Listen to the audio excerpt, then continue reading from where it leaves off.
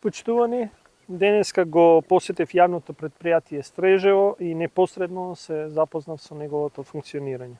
Ме радува што имав можност да видам едно одговорно менаџирање, пример за тоа како треба да се управува со државна компанија.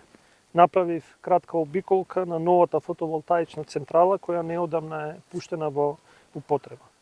Покрај тоа што веќе предпријатието ја користи водата како обновлив извор на енергија со 5 мали хидроцентрали, одлучува да направи дополнителен чекор кон користење и на сонцето како извор на енергијата. Станува збор за фотоволтаична централа со инсталирана моќност од 500 киловати часови електрична енергија, изградена со сопствени финансиски средства без задолжување.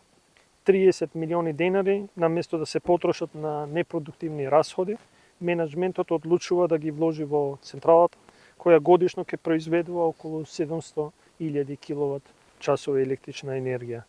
Можеби ова е мал во обем капацитет на инсталирана моќност, но значаен по амбицијата. По желба да се покаже дека едно јавно предпријатие може успешно да се раководи на сосема поинаков начин од оној на кој сме навикнати низ годините наназад. Што е уште поважно, оваа капитална инвестиција се реализира без да се ускрати можноста за редовни и повисоки плати на вработените, кои во септември 2023 година се зголемени за дополнителни 10%. Јавното предпријатие Стрежево е првото предпријатие формирано од владата кој изградило фотоволтаична централа, чии производство на струја ќе се продава на слободниот пазар. Остварените приходи ќе бидат добар импут за неговата финансиска стабилност и редовно подмирување на теконите расходи.